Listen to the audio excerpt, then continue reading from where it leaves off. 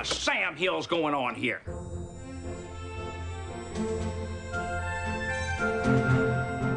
The Rewatch Podcast presents the Lois and Clark Rewatch, dedicated to the series Lois and Clark, The New Adventures of Superman on ABC.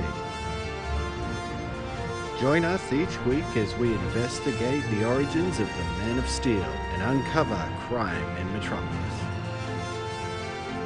Send your feedback to the Rewatch Podcast at gmail.com. Join us on Facebook at facebook.com/Rewatch Podcast or follow us on Twitter at RewatchPod. Oh, hey! Let's get back to it.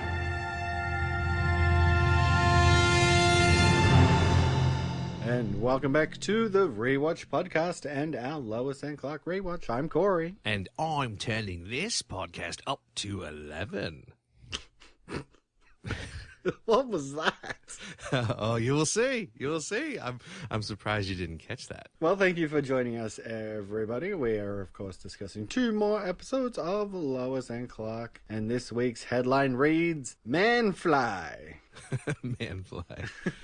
We've got Jeff Goldblum in this episode. And now, we're discussing Batman and Fly Hard. So, getting straight into it. First episode is Batman, written by Deborah Joy Levine and directed by Randall Zisk. And this originally aired March 13th of 1994. Morning. It's been 3 days since Superman's even been seen in Metropolis. Don't you find that just the tiniest bit odd? Yes, I do, but Morning, Mr. White. Morning, Chief. Morning, Mr. White. Look at this. In the last 36 hours, Superman saved a plane in Paris, righted a sinking ship in Rio, and rescued a busload of schoolchildren in Suriname, wherever that is. And on, never once talking to the press or even hanging around to see how things turned out.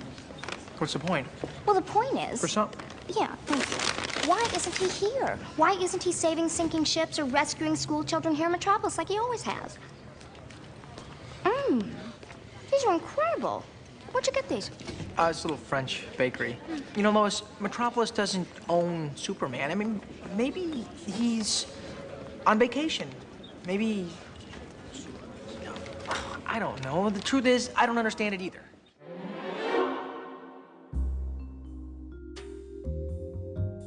the world watches as Superman saves lives halfway across the world. The only problem, Clark Kent is watching with them. Luthor has managed, along with the help of one Dr. Leak, to clone Superman from a lock of his hair, with plans to have the clone replace the real Superman. When Lois runs across the clone, even she can tell something is off about him due to his much more childish manner and immature attitude. The real Superman is able to catch up with the clone several times, but isn't able to get many true answers besides the fact that he answers to his father who created him, that Superman has outlived his usefulness, and he believes that might is right. When Superman asks the clone about his childhood, about any memories before recent events, the clone is bothered by the fact that he has no memories. When he overhears the Doctor and Luthor discussing the clone is dying, he takes Lois captive and challenges Superman to a duel that results in the real Superman winning. The clone explains he is dying and goes to confront Luthor, retrieving the lock of hair, accidentally killing the Doctor, and then returns, asking Superman to destroy him by flying him into the sun so no more clones can be made. And then the wolf said to Little Red Riding Hood, "Are you sure the policy is in your name?" Little Red Riding Hood said, "Well, yes, Grandma promised that when she passed away, I would inherit everything." And then the wolf said, "Let's pay Grandma a visit." And so Little Red Riding Hood took off her hood and her cape, and she gave it to the wolf. And the wolf went through the forest to Grandmother's house and ate her. And then he and Red Riding Hood split the money. Quite right. And as it should be, for the grandmother was old, and it was time for the younger, the stronger generation to take over, the way it is with you and the old Superman. Now, you and I are destined to control the city, eventually the world. But you must remember that all that counts is winning. That ultimately all that satisfies is power. And above all, might is right. Obey me, all the these things, then satisfy our dream to see Superman destroyed. He is my enemy. Therefore, he is your enemy. You will be the instrument of our victory, and then you will be the one, the only Superman.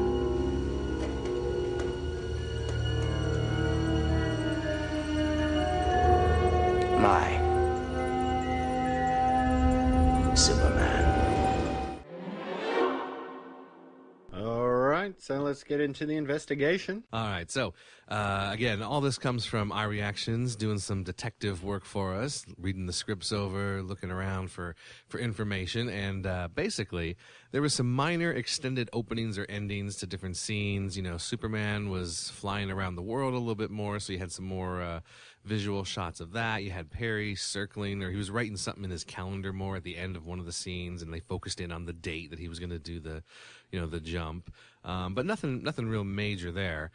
They did say that the fake Superman was supposed to have been in a vat, like an actual vat in the script. So he was going to be floating in this, like, kind of like, I imagine it kind of like something from, like, you know, Empire Strikes Back, where Luke is floating in that thing with wires hooked up to him. And that's how it was described in the script, but for whatever reason, they did not film that part. Probably budget. I imagine they couldn't, you know, actually get that done. So yeah, that explains why the episode is called what it is, because I had questions about that. Lois actually references the word bizarro directly. She said, well, I saw Superman at the bank, but his behavior was real bizarro. And I was like, that's awkward. Because no one says that. They would say bizarre, but they wouldn't say bizarro. And we'll get into that whole bizarro thing, you know, in the discussion. But still, I was like, that's just weird. It's good they cut that line, because that was just odd. The dinner prep that Lois was doing was much less comical in the script. You know, they played it up for the comedy in the actual aired version. There was also no mention, like this is iReaction's own thought here. There was no mention of Clark's strength, even in the script. Like when he stops the clone Superman from hitting him, there's nothing in the script at all where Lois is like, well, obviously that's not the real Superman, because the real one would have hurt you badly. You know, there's no mention of that at all. It's just sort of thrown off that Clark is just strong, I guess. You know, it was odd. I agree. There should have been something in there. There was some extra Martha and Jonathan stuff when Clark tells them about the new Superman. He says he knows who I am. He knows that I'm Clark, and they ask, well, could he hurt you? And he's like, well, he has all the same powers, so potentially one or both of us could end up dying if we fought. Just a nice little, more Martha and Jonathan stuff. Nothing that we really need, because I think we all assume that he's exactly the same. Yeah, exactly. With the powers. Yeah, it was cut down for a reason. Exactly. There was a pretty fun scene with Perry and Lois, and Perry is just unbelieving that there's actually two Supermen, and there's a lot of good back and forth between the two of them. And, he basically references Elvis again. He says, Lois, what would you say if I said I saw Elvis last night at the Lex save? You'd say I was crazy, or something like that.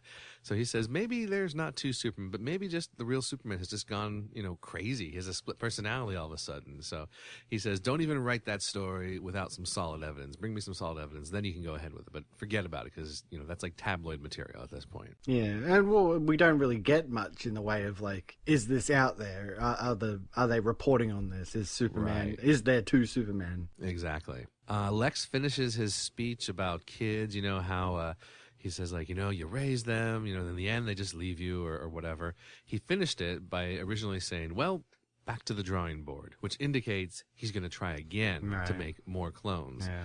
When Perry does his bungee jump, instead of, I forget, what did he yelled something? Was it Geronimo on the way down? Yeah, something like that. Something like that. Originally in the script, he was supposed to shout out, "Great shades of Elvis." But it doesn't work quite as good as Geronimo, I think.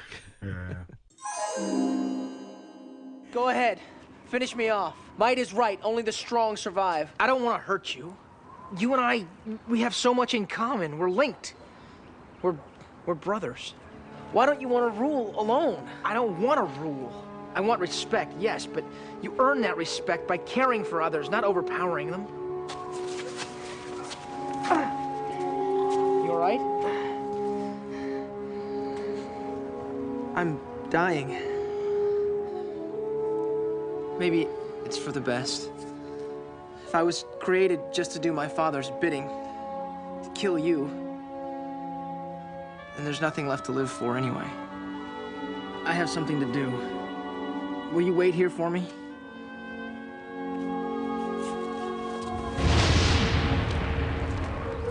Where's he going? I don't know. Alright, so getting into the main story here. There is 2 Supermen. So, yeah, we start off with a plane crashing in Paris, going global again. And, yeah, Clark is preparing to fly over and save the day, but Superman's already there. What's going on? Yeah, that was kind of cool because you see everyone watching the TV and you're like, oh, yeah, so Superman's doing his thing. And then all of a sudden Clark walks in and you're like, what? Yeah, I thought they played that pretty well, you know. The shot of course, Clark running off, as he does, and then we cut to Superman preparing to save the plane, but then we cut back to Clark, sort of loosening his tie and going, what? Exactly. Yes. Yeah, so it was played pretty well. I liked it. Mm-hmm. Then Clark flies over to Paris to investigate, right? Right. And he puts his hands in the plane and everything, like, just casually flies off to Paris. Right, yeah. I kind of like that stuff, especially when he comes back and he's got croissants. Oh, yeah. It was a nice little touch, you know? Because why wouldn't you, you know? Like, you could easily do that. Yeah, but what I really loved about this episode was Lois struggling to come to terms with sharing Superman with the world, you know? This we talked about it before, like when he saved the world from the asteroid and everything, going a bit global. How do you feel about this whole thing of Lois sort of, you know, freaking out about this? I guess it's good for her character, of course, but, like, I don't know, in my mind, and, like, even in the comics, I don't think I've ever seen anything like that. Even back when it was, like, the 1950s and 60s episodes, or issues of Superman, where Lois was, like, always trying to reveal Superman's identity. Like, she was always, like, trying to reveal his identity, get Superman to marry her. It was all very 1950s-ish. Like, that's what her role was back then. Like, just marry me, make me Mrs. Superman, you know? Even during that time, I kind of, like, just Superman was, like, worldwide. Like, I never thought that he was just focused in Metropolis, and I never got the sense that Lois thought he was just supposed to be in Metropolis. So for me, I was like, well, yeah, of course he's going to save. There's something bad going on the other side of the world. He's going to go help. That's what he does, you know? So it was a little weird for me, but I understand, you know, where they're going with this character. They want to show that she is, like, very possessive of her Superman. Yeah, and I think the show struggles with this more global aspect of it. Yeah. You know, it is kind of like it's just weaseled in there through, like, oh, you know, there's this plane crash and it's on TV and everybody at the planet is watching it, so I may as well go and save the day. Yes.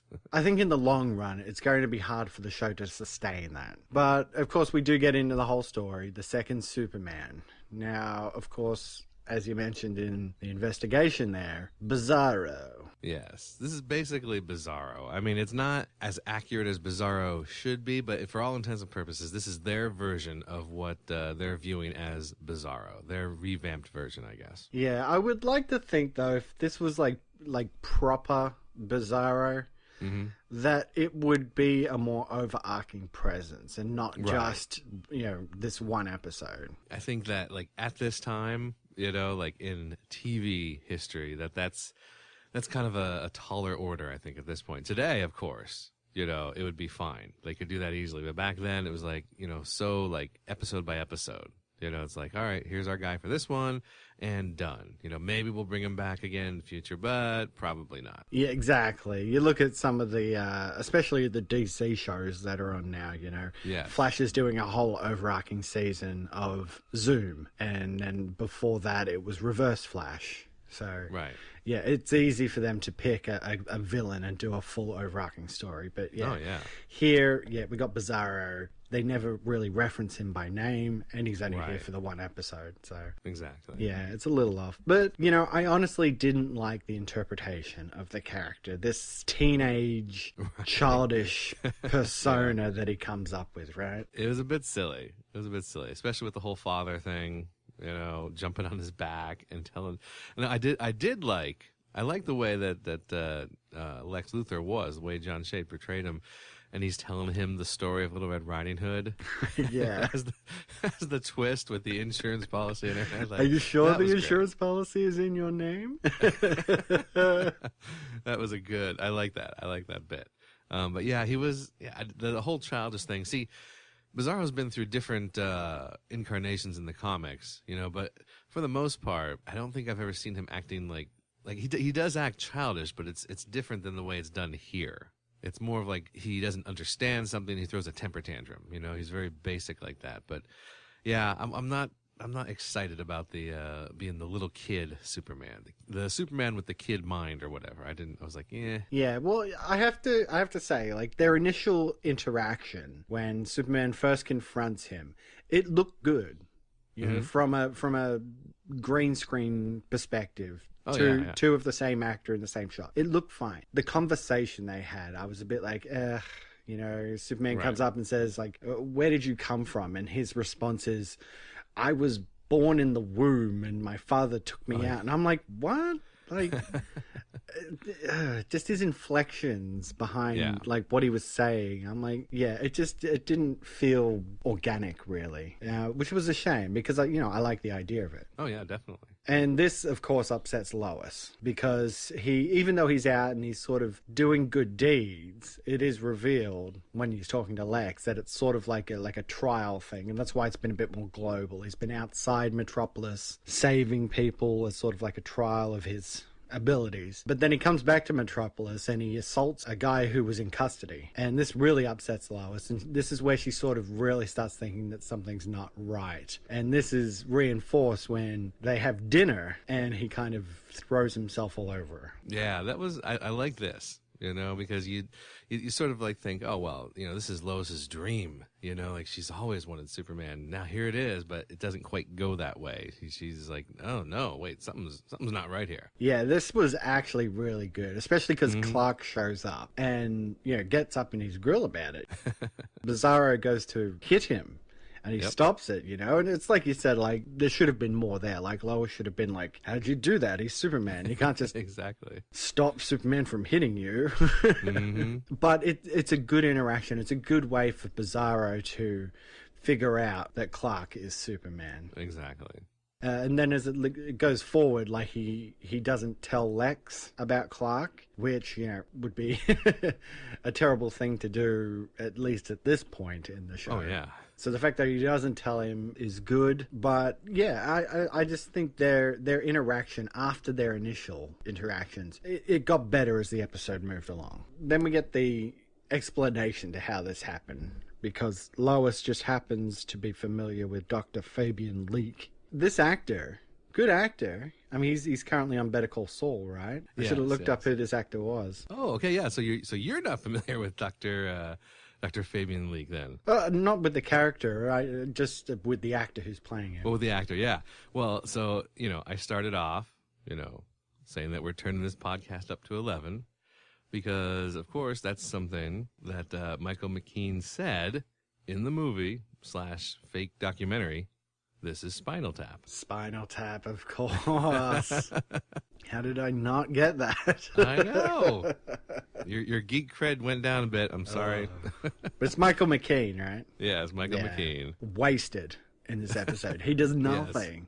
Just a bit of exposition about cloning, and that's it. He gets killed by Bizarro. They mention something, and this is going off. This is sort of getting into spoiler territory a little bit, if you don't remember. But didn't they mention something in this episode about he was doing experiments on frogs? So yeah, there was this whole thing about frogs. Yeah, which I didn't quite get. But now I'm wondering, because in later seasons, and I forget what season it is. I remember I just have vague recollections of these storylines, and I don't know where they happened in the whole outline of the episodes. But there is a storyline that comes up again with cloning, and frogs are involved. And I'm sure like the people on Zoom were like, "Oh, it's the episode, don't you remember?" And I'm like, I know it's coming, but yeah, there was this might have a tie to that, but I know that we don't get Michael McKean back for that because obviously in this episode he supposedly dies. when he gets thrown into that machine or whatever.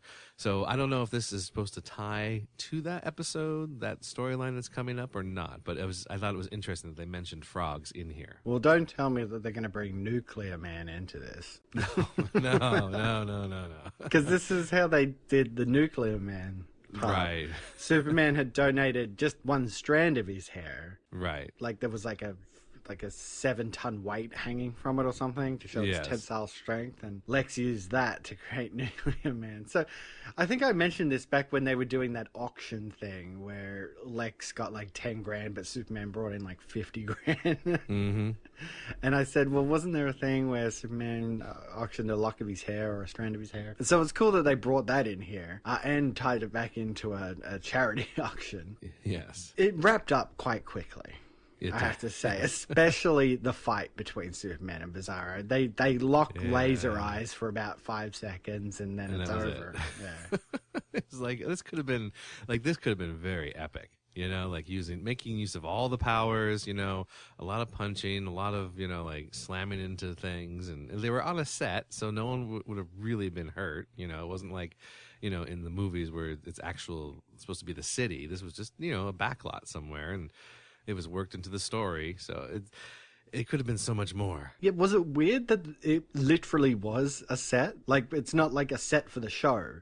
Right, They were literally on a backlot. Yes. And it was set up to be a backlot because there's like a tour going on and stuff for it. Mm-hmm, mm-hmm. Just weird. Well, why did he pick, maybe if, Bizarro is childlike, so maybe he had just young boys usually get into the whole cowboy and Indian thing, so maybe that's why he chose an Old West set. I don't know. Just because they're going to have a duel, I guess, tying in the Old West gunfights. I don't know. Now, speaking of that Old West set, we have a tour bus that comes through. They're like, oh, nothing's shooting here, so we're moving. Oh, I guess something is shooting here, and they see the fight taking place. That bus driver, I got this from the Superman homepage, .com, and they said that the bus driver on that tour bus there is actually the woman who they originally cast as Martha Kent for Smallville. But then she was later replaced by Annette O'Toole. Oh, there you go. And there's even another further tie to Smallville, because I had forgotten about this. I had seen this episode of Smallville, and Michael McKean guest stars on Smallville playing the part of Perry White. I didn't know that. Yeah, so there's some more ties in there to Smallville. It's kind of cool. Nice. Well, yeah, it all comes to a quick conclusion, like I said. The other Superman just declares out of nowhere that he's dying. Yeah. They did, I guess, the doctor, Michael McCain, kind of mentioned it at some point. But yeah, they have this weak-ass laser eye fight, and then he's just like, oh, I'm dying. Goes and gets the hair off Lex and says, you're just full of shit. And, returns the hair to Clark, and then Clark flies it all into the sun. Bye-bye, Bizarro. Yeah, it kind of makes me think, Bizarro could come back because Superman gets his powers from the sun, right? So maybe by throwing Bizarro in there, he could come back stronger again. Yeah, see, that would be something. He comes back and maybe he gets totally deranged from being overpowered from being in the sun, and his appearance could then change to represent, more of what Bizarro looks like in the comics with his gray skin and whatnot, off color. So that would have been cool to do. They don't do that, but it's cool that they did. That they could have, if they had actually, went the way of comic books, they could have done that. Might get to season 4 and they're like, let's revisit that Bizarro storyline. Right. But yeah, I don't know. It's just it was quite the weak ending for me. Yeah, it was just too quick. All right. Well, some bylines here. Clark walking on the roof again. We haven't seen this since episode 1. We haven't. And I was trying, I guess, how, did they just, no, I think it was 2 different shots, because they had the wide shot of him where you could see his feet, but then they cut up close, and when they cut up close, I assume that maybe they just had him hanging from something, because you couldn't see his legs, even though he was walking around. I assume they had him just sort of hanging upside down and moving whatever he was attached to around for that scene, because he goes and he grabs the apple, and then he almost drops it. So I believe he was probably actually upside down at that point. But I wonder how they did the shot of where he's actually like full body shot. You can see his feet to his head standing on the ceiling. Yeah, exactly, because it's the apartment set. So you would think like they didn't put this whole set onto one of those rotating room things, right? Like that's a large set for something that they're not going to do that for regularly. So why bother? Yeah, I'm not too sure, but I don't know. I find it weird. I don't see, he can fly. I get it. He can fly. Why would he walk around on the roof? I'm like, well, whatever. It's a neat effect. People can say, oh, look at that. Cool. You know, he's using his powers. It's like, well, yeah, sure. Yeah, just not really an established power. Like he would have to be flying in order to walk around. Exactly.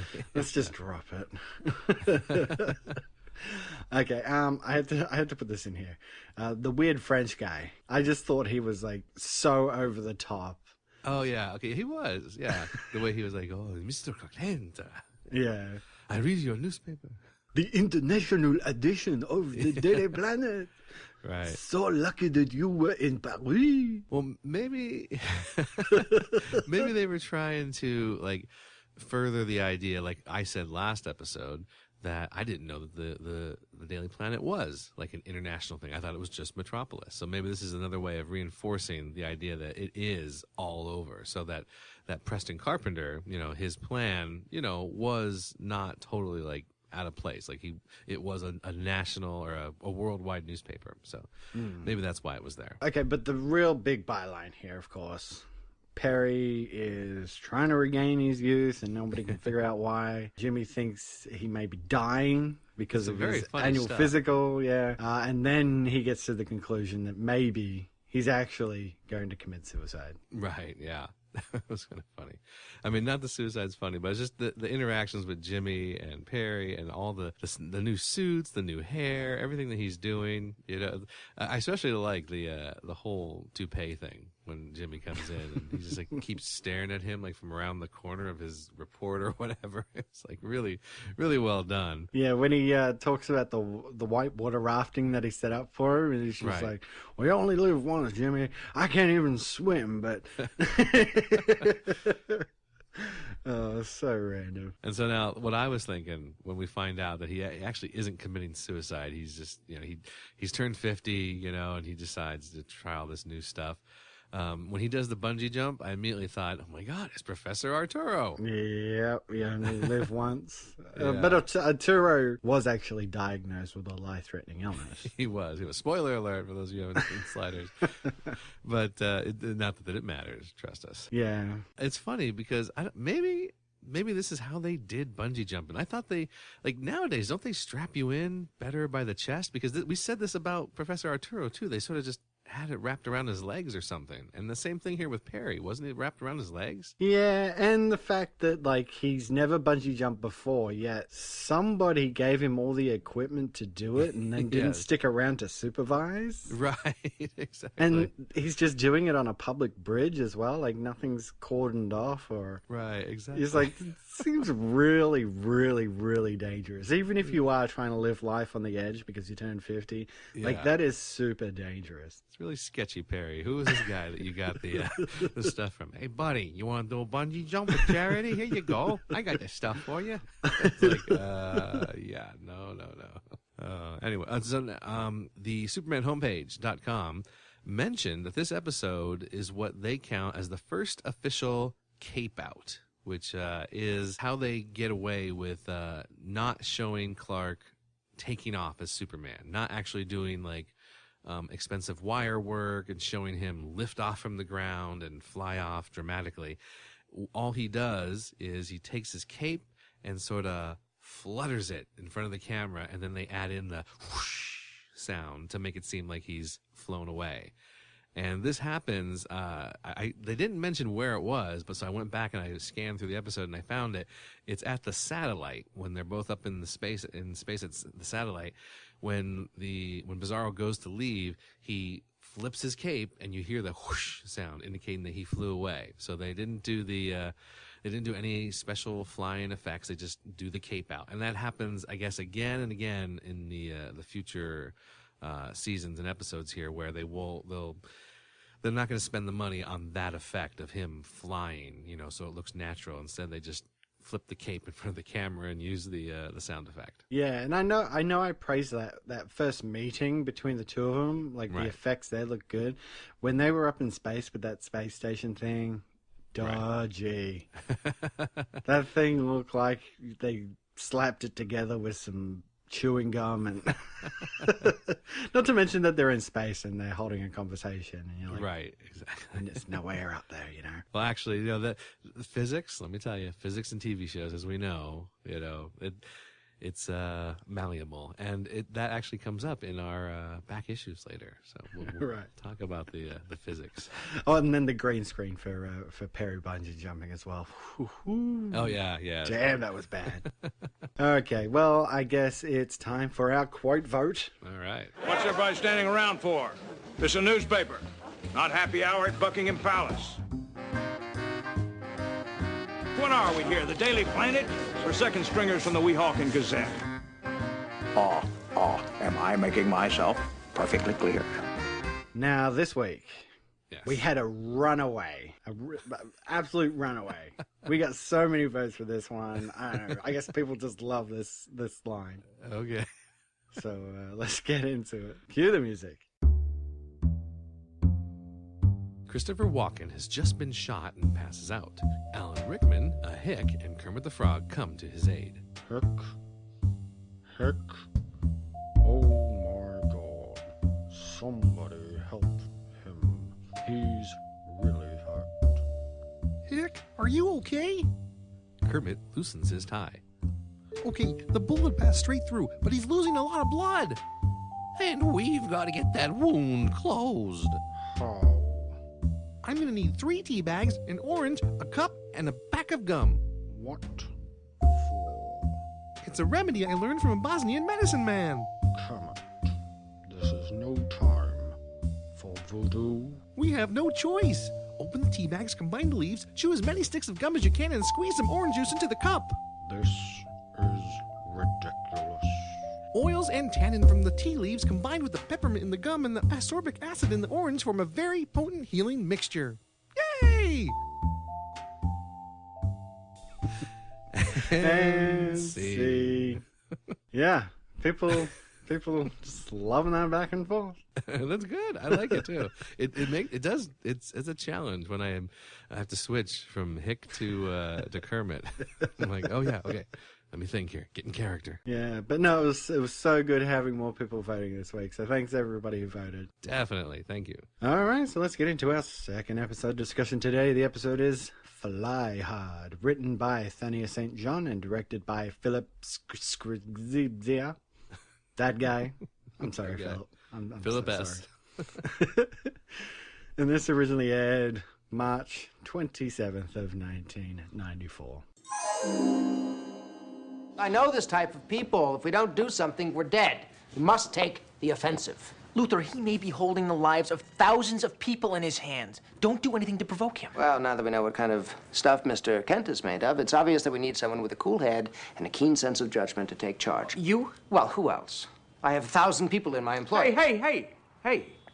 This is my ship. I'm the captain here. Yeah, the Exxon Valdez. I don't want to hear anything from the peanut gallery. Well, by the time Blackman gets the drill in place, we'll be in position for whatever we're in fire. These guys are the best. Just do it. Lex is right. We need a plan. Lois, it's too risky. We're wasting time. I'll create a diversion. You hit him with a chair. Lois. Chief, sit down. Huh? You're having a heart attack. What? Help! Lois! Help us! He's having a heart attack. We need a doctor. Do something. He's going to die, and then where will you be? On trial for murder. That's where.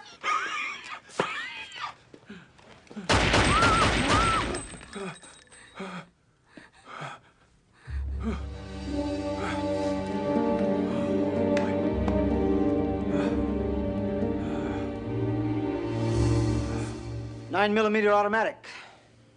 Better than a triple bypass. Am I right? Yes, sir. I feel a whole lot better already. There will be no more tests of my patients. Is that understood? She understands. Sir.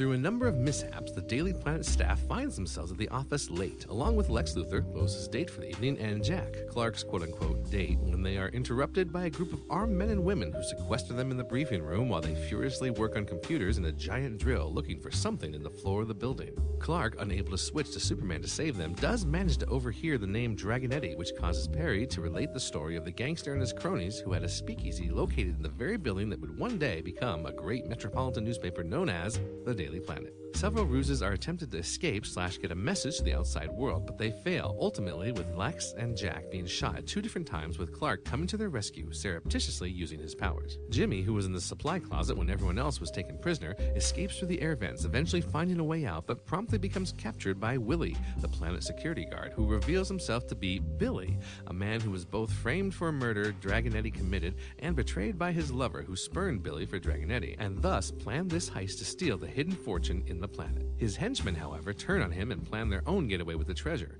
Luckily, as one of them march their prisoners down a stairwell, Clark is able to use his heat vision to cut the lights, escape from the group, switch to Superman, and save the day. Now that half of the blueprints are smeared, Remy, get on the computer. See if you can print up a new set. What was that? We're out. Pick the lock of the paperclip I found on the floor. Well, put it back on. Don't worry. Jack, listen to me. Don't you think I've gone over all the possibilities already? The timing, the position, the speed, I've calculated it all. But even if I made it, they may kill you or one of the others. And anything might make him trigger that bomb. Even Superman wouldn't take that kind of chance right now. Well, yeah, but... No, look, I'm not gonna let you do it. Guess Luthor was right about you. Jack, it's a lot more complicated than that. Guess we all can't be heroes. Okay, so let's get into the investigation. All right, so when Kat can't remember the name of her date, that wasn't in the script. That was totally Tracy Scoggins just improvising a little bit, which I thought was great. It's perfect, in character. Absolutely. There were some minor changes as to who was doing what. Jack chewing the gum, Lois peeling oranges. They switched that around because she ended up being handcuffed, so she obviously couldn't peel the oranges. And Clark was supposed to be cuffed to Luthor, which led to a scene where Clark goes to adjust his glasses, and Luthor just sort of pulls his arm down and stops him from doing it, just like being like what, not the word catty, but just like being mean. Yeah. It's like, yeah, whatever, stop doing that. I hate you. Lex's money speech where, he says all the money in the world can't buy this or that. The original script had no mention of Lois's eyes, so they're really building up into the Lex and Lois thing here. Yeah, he really was playing out a MasterCard commercial there, wasn't he? Yes. Those eyes, priceless. Very good, yeah. Before their time, look at that. Originally, and this has come up from time to time in both comics and comic book movies, like in more recent years when people really view these things with a fine-tooth comb. Originally, Superman was going to be on the ground and catches Lois, like she just falls into his arm. And they said, if that actually happened, it's like she would have had her back broken, like just falling from that distance, Because didn't the henchman fall into his arms? Yes, because then the henchman does the same thing. That dude's dead. Yeah, but see, in the original script, it was weird. They reversed it. So, like, in the original script, he was going to be on the ground, catches Lois, but then he flies up to catch the henchman, So they fixed the part with, like, Lois, where he flies up and saves Lois safely, but then they switched the part with the henchman falling straight down and just being caught. So it's like they said, well, he's a bad guy. It's okay if he dies, Yeah, so it was, just a little switch around there on that. The original script, now this is something that a lot of people had discussions about. This was on the old forums and Google there, and other people have mentioned, I've seen, they wonder if Jack knew that Clark was Superman. He had the globe and everything, and this was something that kept coming up. The original script makes it very, very clear. At the end, he's talking to Clark, and he says, he motions to Lois, and he says, well, go talk to her, Superman. And it's like, whoa, there it is. He knows, Now, apparently, Terry Hatcher wanted that cut out because she felt that Jack shouldn't learn the secret before Lois did. And I got to agree with that. It shouldn't. It should have been her secret to discover, I think. Right. It's like I said, I'm not sure Jack's going to stick around. Right. Season 2, am I right? Well, yeah, exactly. And that leads us into the next point where iReactions did find out that this is the last appearance for Jack. And it's actually the last appearance for Kat as well. Oh, really? Yeah. So the rumor is that Terry Hatcher actually killed off the idea of Jack returning. He was supposed to return, but she didn't like the idea that, like I just said, that Jack would learn that secret before Lois did. iReactions found that that the actor who played Jack, I forget his name now, but that he had been approached to return for season 2. You know, at least in little bit appearances here. But if Terry was calling the shots, that wouldn't have happened. And iReactions said it's very unlikely that that's actually true because Terry wouldn't be calling the shots like that. On a show like this, she would not be the one in charge of who's hired and who's fired. Yeah, exactly. And I'm pretty sure we're going to get a major cast member changed up actor-wise, right? Right. Spoiler alert, but it's Jimmy. Yes. So they're going to go in a different direction, and that probably just didn't include the Jack character, right? Right, exactly.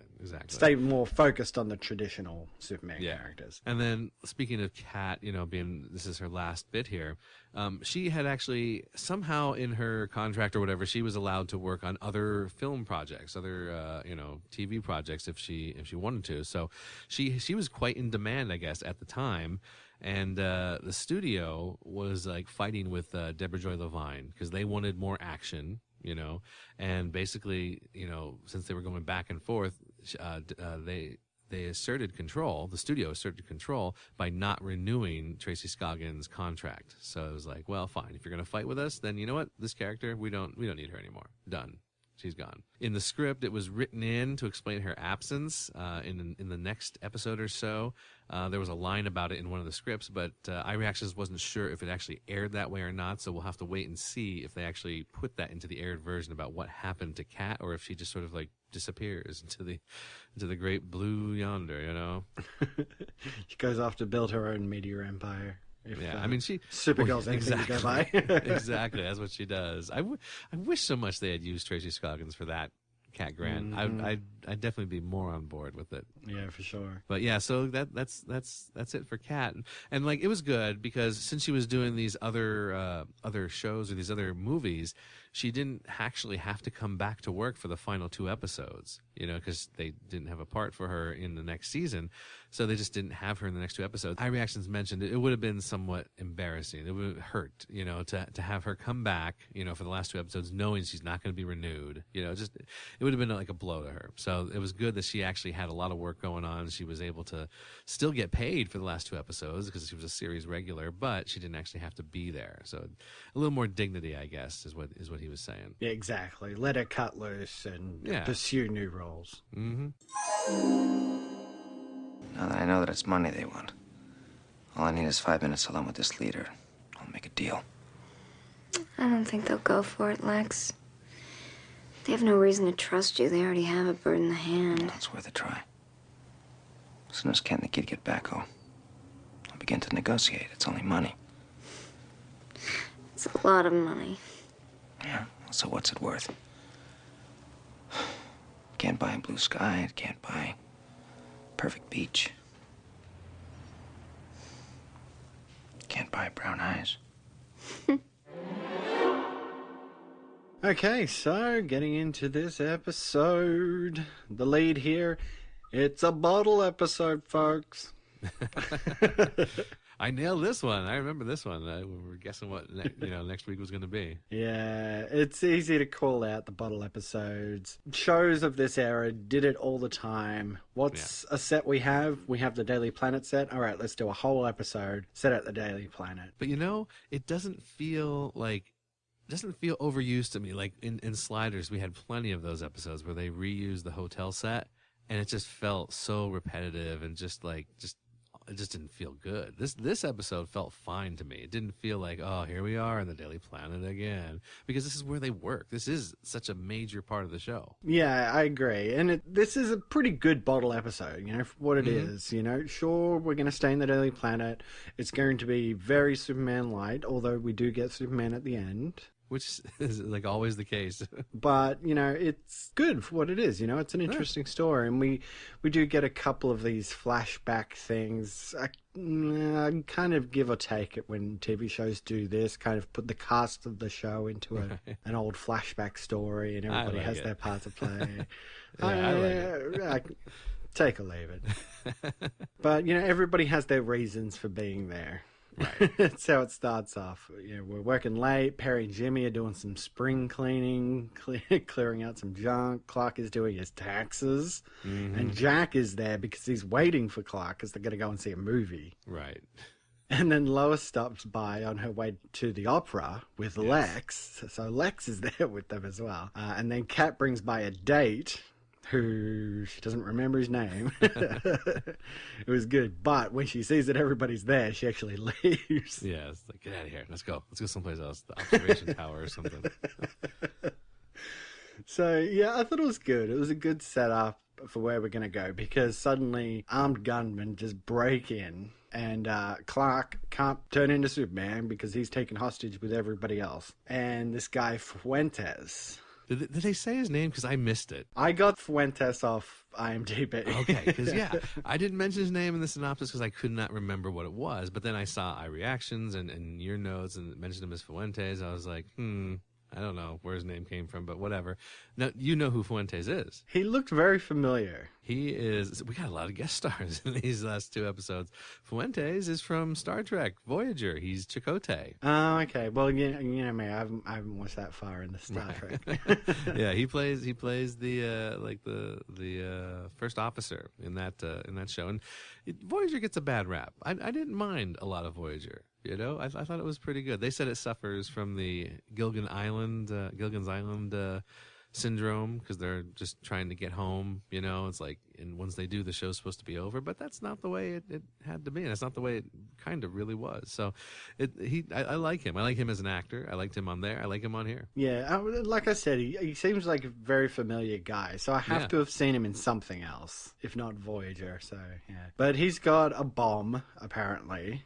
Now, I'm not sure we ever really get resolution if that really was a bomb or if he was just BSing them or what. Right. But it's a reason for them to just stay put, stay hostage. Clark, definitely don't become Superman because anything could happen. Exactly. Hair trigger and all that. And of course, Clark's just going stir crazy about it. And there are so many times where he brings up the fact that he can't do anything. Right. Like, I've calculated it and everything, and, if I run out there, then he could do it. And I'm just like, people must think he's like, his ego is huge. Exactly. It gets crazy after a while. Clark? And then, of course, the fact that he's, like, hearing things that he shouldn't be able to hear. He overhears about the boss. He overhears about Dragon Eddie. And, I think Lois throws out a line at one point, like, what are you, a lip reader now? And he goes, well, yeah. You're like, okay, just moving along. Exactly. The whole fact that Lex is there is a big setup because I'm pretty sure the next two episodes, right, the last two episodes of the season are all about Lex and Lois, right? Yes. So it's important that we get this in now. Well, they're closer than we've really ever seen them, right? Yes, and that's the problem that I had because, like, it just, to me, like, yes, obviously, Lex likes Lois. Lois does like Lex, to a point. But it's like this romance it's like, because now that I'm seeing what's coming next, like I know where the next two episodes are. Actually, truthfully, I don't remember the exact storyline, but on the box set of the DVDs, I see a picture of Lois in a wedding dress and Lex next to her. So I assume they're going to be getting married. This seems really quick to me. Quicker than I remember when I watched the show originally. I don't remember them getting married this quickly. Yeah, and it's odd because it does have that 21 episode structure. Yeah. They have had more than enough time to develop a Lex-Lois relationship. Exactly. It seems like it's almost as if they forgot it and they need to weasel it in here because the season is going to end the way I remembered. I'm pretty sure, like you said, it's going to end with them getting married. Yeah, like I have in my head, I have an idea of like everything that's coming and the way it goes, but it's not lining up with how actually the episodes are going. Like I did not expect them to be getting married in this season. Like, I thought that was something that happened in the next season. I just was like, what? I didn't realize this was happening all of a sudden like that. Plus, it introduces everybody to Lex. Like, Yes. if they didn't know Lex or had physically met the man, they know him now. Right. Everybody knows him. So when this develops in the next couple episodes, it's not like everybody's just like, well, we hate Lex Luthor for no reason. Exactly. But then, yeah, they get into this whole Dragon Eddie thing, and of course Perry's like, well, or Dragon Eddie, I haven't heard that name in years. Right. And we do this flashback to like the old 30s kind of gangster era when they used to run some sort of like, what do they call it? Like when it was Prohibition. Oh, the speakeasies. Speakeasies that they used to run out of this building. Mm-hmm. And Clark is the guy Billy, and Lex is Dragon Eddie, and then Lois is like the femme fatale. So what do you think of this stuff, this flashback? Like I said, I like it. I like the flashback stuff because it gives the actors a chance to like sort of stretch a little bit and try different things out in the same show. It's like with Sliders, we always got that because they were always in these different situations and had to portray, sometimes different doubles and things like that. But here in Lois and Clark, it's a little harder to do that because they're always the same. They're in the same universe, always playing the same characters. So it's nice to see them be able to change it up a bit, flex their acting chops. And did you put it together that Willie and Billy were the same person? No, I forgot. I totally forgot about that. It was a weird reveal, right? Yeah. He was kind of introduced as just this bumbling security guard character, and I think we only really cut to him one time after Clark sets off the fire sprinkler system. Right. And Willie's just like, no, there's no fire here, no need to come.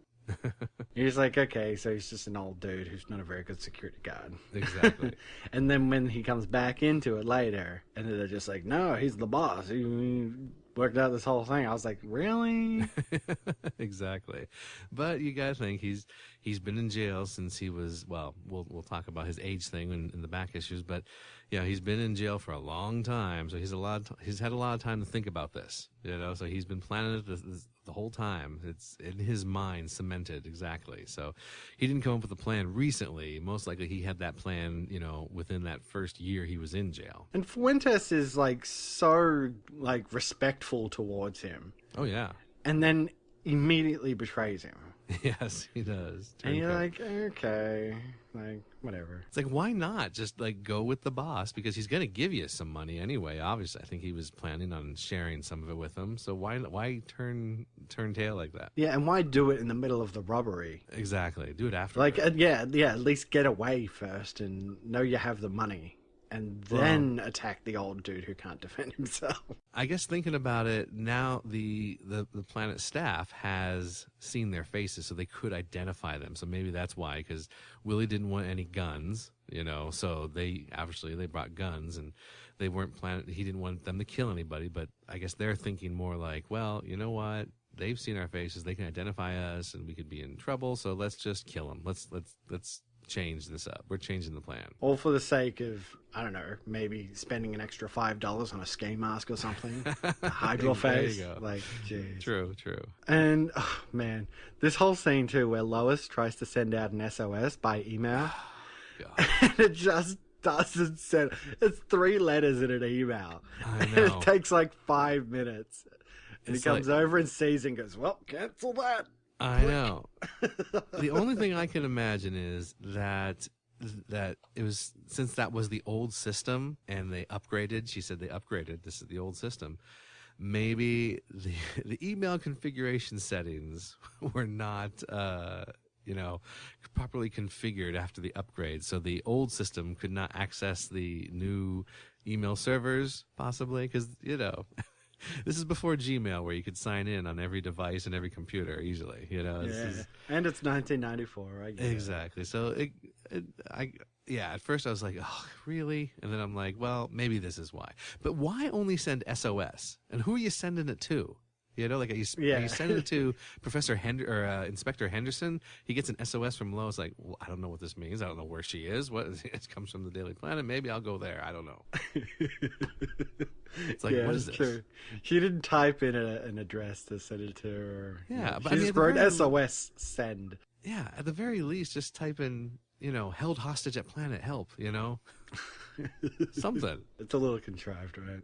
A little bit. I did like the stuff where Clark and Jack managed to escape, and they're running around. Right. They find Willie and all that.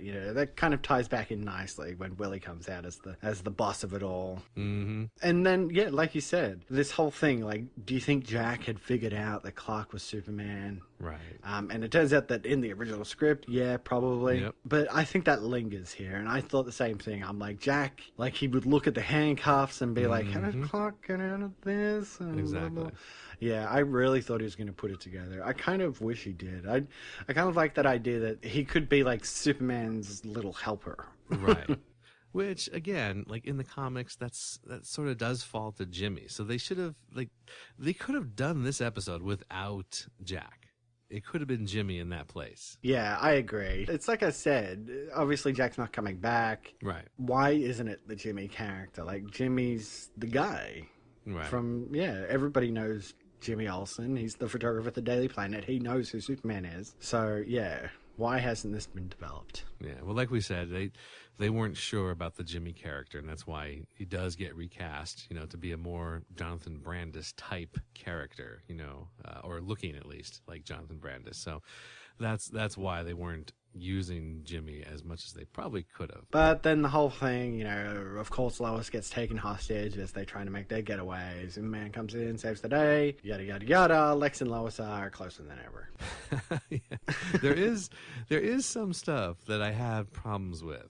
I forgot to put that in here. And it does come up in the back issues, so we can discuss it more there about what people thought. But how did you feel about Clark at the doorway to the room there, using his heat vision through the glass? Honestly, I didn't even really think about it. See, I did, because he's standing there, he's trying to activate the sprinkler system, and he activates it through the glass door, and it activates the sprinkler system, but it doesn't break the glass. So you're like, oh, okay. But you notice he pulls down his glasses so that the heat vision doesn't go through his glasses. So right. He's worried about that going through his eyeglasses, but not worried about going through the glass door. So I'm like, what? What's going on here? Yeah, he could have just cracked the door or something like that and done like a sneaky bzzz. Exactly. So that's something that I had with, but we'll come up with that in the back issues where we'll talk more about that. But yeah, I have to say, the main story, it was fine. It was interesting. For a bottle episode, it was what it was. I don't think it was anything too spectacular for me. No, it was okay. It was a decent episode. Yeah, decent. Yeah, decent's a good word. Yeah. So some bylines. This first one, I'm like, what? Perry's. Yeah, that's right. Whoa. I've just written Perry's junk. I'm like, this is a much different episode than I remember. Perry's junk. Jimmy, what do you think of my junk? Yeah, this isn't the latest episode of Game of Thrones. That's for sure. Exactly. They're cleaning out Perry's office, and he's got 20 years worth of junk in there, and he absolutely does not want to get rid of this life-size cutout of Elvira. I mean, who would? Come on, look at that thing. It's glorious. That's really good. I thought that was funny. Don't you dare touch my Elvis box. His Elvis box, yes. I used to have a life-size cutout of Superman, actually. The Alex Ross painted version. I used to have a life-size cutout of that, and I don't know what happened to that. I don't know if it just, in a move, it just got misplaced or what, but it's just, I used to have that in my room when I first moved out to Arizona and I was living alone. I had it there, and I had action figures set up next to it and hanging from it, and I don't know what happened to that. It's just gone. I'd be very much like Perry. Like, I'm not getting rid of this. This is Elvira. I mean, come on. Yeah, I had a life-size cutout of Lane Smith. Did you, really? No. That's pretty cool. Hey, that's all right. I'm fine with that. Different strokes for different folks. Hey. Again, Perry having a fake heart attack. It was really bad. He looked like a dog in hate or something. He's like, He did. Yes, he did. But it was great, of course, because Fuentes comes in and shoots the gun, and he just goes, Better than a triple bypass, am I right? Yes, sir. I also thought that Jimmy's impersonation of Perry while he was crawling through the vents was really funny. It was really good. Jimmy, do you want to come in and help me? Oh, I laughed out so much. Yeah, it was good. It was good. What about Clark cauterizing Lex's wound with his medicine man remedy? Well, that was cool because we haven't heard much of him. Like, because, in the first episode, he talks about the pava leaves, for Perry to lower his blood pressure. So we haven't had much of Clark's worldwide knowledge, come back. So it was good to see that. It was funny, Like, I don't know where a medicine man would get I guess maybe just the peppermint. It didn't have to be gum. It just had to be peppermint, I guess. So, no, I thought it was good. Yeah, just distracting everybody enough so he can use his heat vision. Pretty funny. And everybody just buys it. Mm-hmm. well, I'll be damned. It worked. Okay, I had to call this out too. When Fuentes drags over Lois and wants her access code so we can get to the blueprints, her access code is Superman. Yes. Now, wasn't that the same password she had on her own personal computer that Eugene hacked? Right, yes. Back in that episode? She might want to go ahead and change that. It's pretty damn obvious. I think even like the higher ups or the IT department at the Daily Planet would be like, don't use like a really super obvious password. Well, yeah, exactly. Because this is like a lot of like private information that we want to keep private. Exactly. And the last point I've got here. Oh, Kat. It's such a shame that this is her last episode. But at least she went out making us laugh. Exactly. When she drops back in and doesn't realize that they're being held hostage. I know. Goes through her drawers. She's got like 3 or 4 different bits of sexy lingerie at work. Why does she have it at work? She's just like, this one or this one. Yeah, gives him the thumbs up and walks out. Oh, that was so good. And then of course, she gets the last line of the episode too, a nice little send off like, so what did you guys do this weekend? I'm gonna miss her. She spent the whole weekend in handcuffs. What'd you guys do? Yeah. Yeah, I'm gonna miss her. Tracy Scoggins, she's been so good this whole season. Yep, she's fun. Dragon Eddie, you wanted to see me? No, I did. I couldn't stand it anymore. I couldn't be away from you.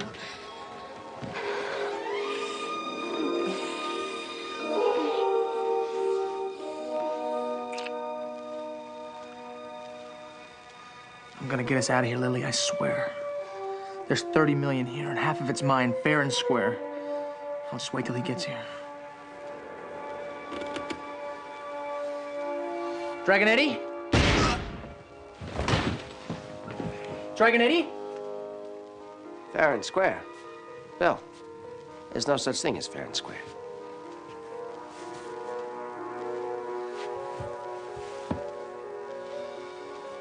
Murphy? Well, I realize this is becoming a one-man operation. You two conveniently complied. Do you think you can get rid of me that easily? Lieutenant Moore? Arrest this man for the murder of Mr. Murphy. I'm gonna need these guns as evidence. I suppose you wrestled that one away from him. Yeah, that's right. You won't get away with it. Don't even think about it, son. Lily, tell him what really happened. It's just like Pino said. You killed him. There's a sucker born every minute. Not you, Lily. Anyone but you. Okay, so let's get into the back issue, shall we? All right, so I think we've turned a corner on the internet. So we had quite a few things that I was able to find about these episodes. So yay for that! I think we're going to have more going forward. Yay! So there was an entire thread about sex on the show. All right, and it came up because of the episode Vatman, basically. They were talking about whether or not Lois and Clark should or shouldn't have sex before marriage. And there were a lot of personal views, a lot of flaming. as you know, that happens on the internet, as you know. They're saying that Lois, you know, she's a city girl, so she's more apt to have sex before marriage, while Clark was a country boy, you know, who, you know, his growing up, his morals, you know, from his parents probably would have prevented him from actually, you know, acting on that until marriage, you know.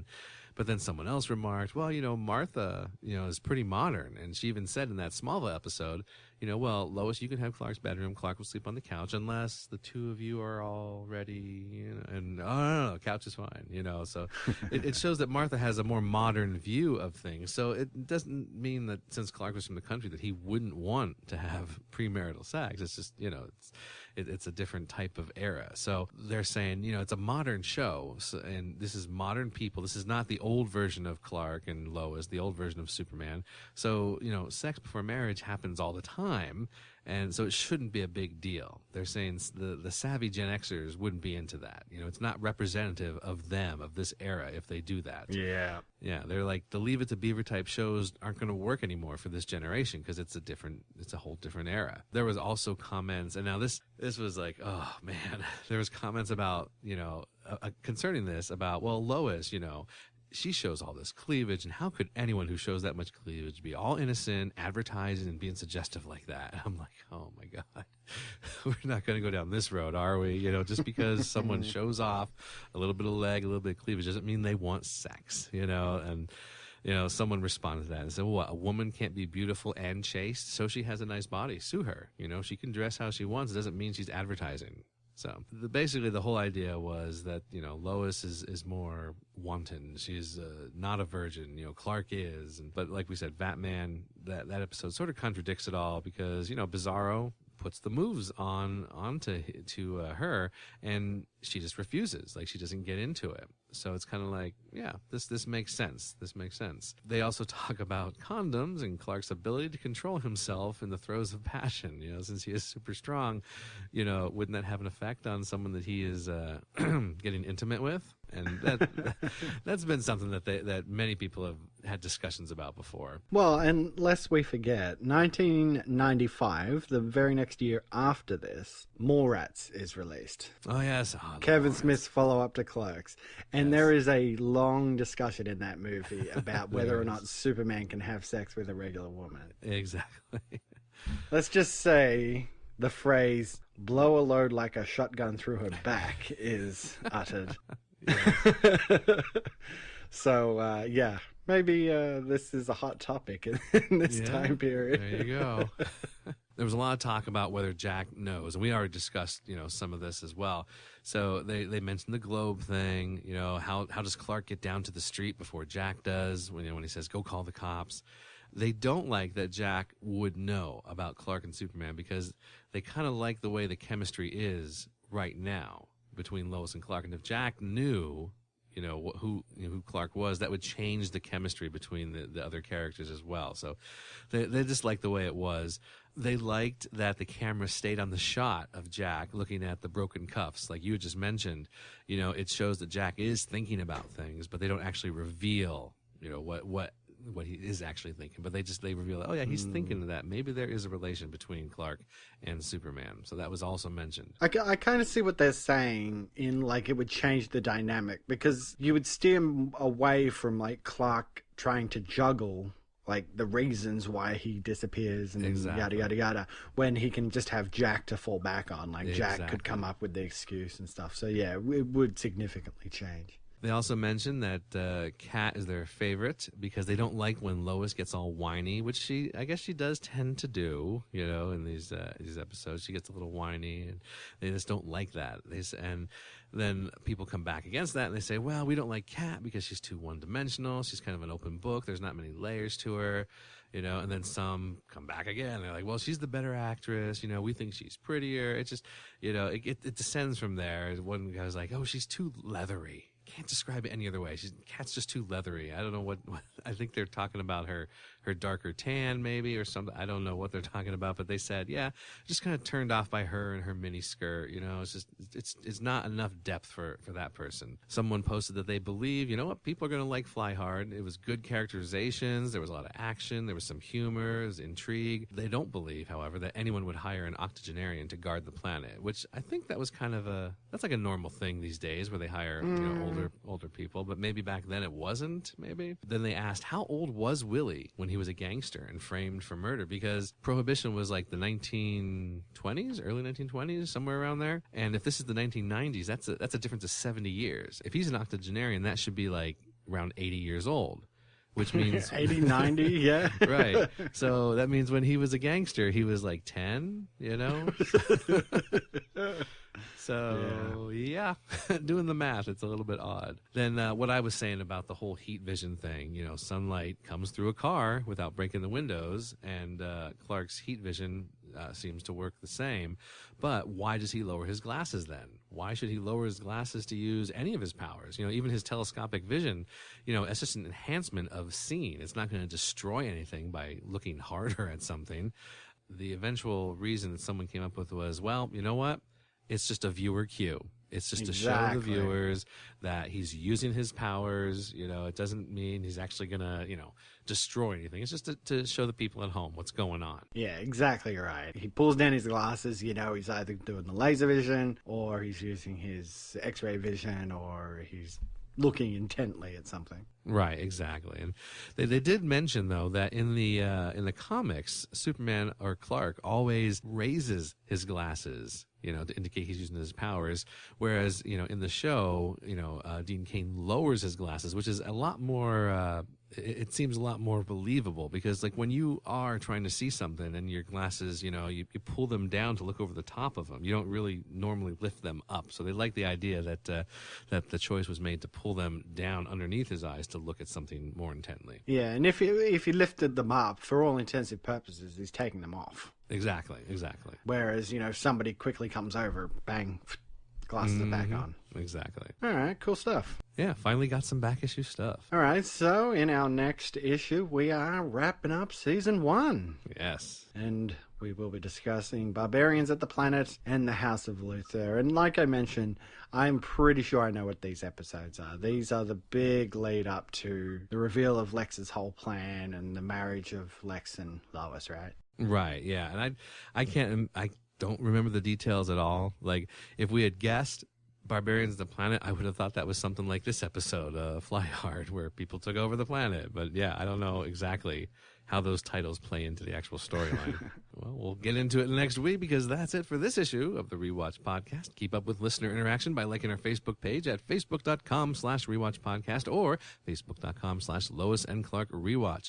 Don't forget to follow the show on Twitter at Rewatch Pod, and visit our webpage at rewatchpodcast.podomatic.com, which has links to some of our favorite sites there, such as zoomway.net, folc.wiki.com, and the supermanhomepage.com. And don't forget, we've got links to our archive of film rewatch episodes over there as well. And remember, you can always write us an email or record a voice message and send it to the Rewatch Podcast at gmail.com. And also, if you've enjoyed the show, please consider giving us a rate and review on iTunes. It's always very helpful. And you can help support us even further by heading over to patreon.com/rewatchpodcast, where you can make a monthly contribution as little as $1, and it just helps us keep the lights on around here. Yes. And of course, we're forever striving to get 100 subscribers on YouTube. Yes.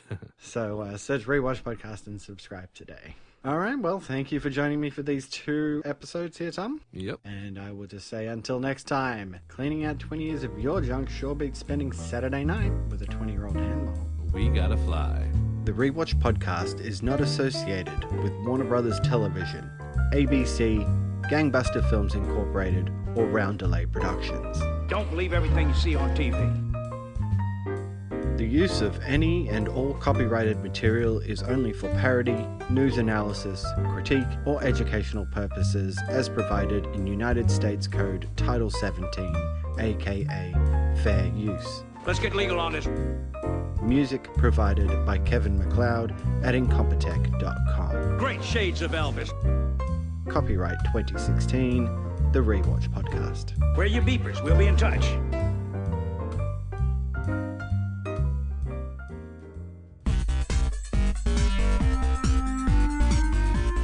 Hi, Rewatch Podcast listeners. I'm Cory. I'm Tom. And I'm Nathan. First off, let me say that we have all had a blast doing the Rewatch Podcast. Every week, we put out another episode for free for you. And although we enjoy these discussions with each other, we truly do this for you guys out there in podcast land. That's right, Cory. But we are here today to tell you about Patreon. Every week, there are costs involved in podcasting about film and television, including hosting and bandwidth charges, our own personal internet usage, and film or show rentals and purchases. So, we're asking you to become a Patreon supporter. If you can afford as little as $1 to throw our way per month, it would really help us keep the lights on. And if you want to send $100 our way every month, we wouldn't turn that down either. But it's your choice, and we appreciate the support you bring. As always, we strive to bring you the best quality shows we can create, and we hope that you enjoy them. So head on over to patreon.com/rewatchpodcast to become one of our patrons and show your support for the Rewatch Podcast. And if we get enough patrons, we may even be able to produce exclusive content just for the supporters in the form of simply getting episodes before the main feed release, or even bonus film discussion episodes as a thank you for your support. The website again is patreon.com/rewatchpodcast. Thanks, everyone.